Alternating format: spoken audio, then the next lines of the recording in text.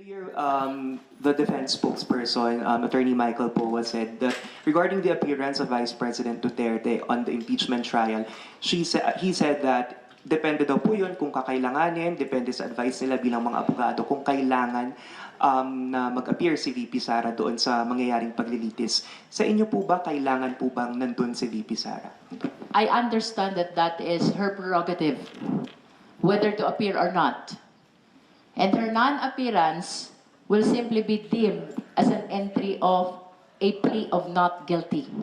Nevertheless, in my personal opinion, appearing before the impeachment court is likewise a constitutional duty, which public officials must comply. This is what we meant by public offices in public trust, and public officials must be accountable to the people at all times.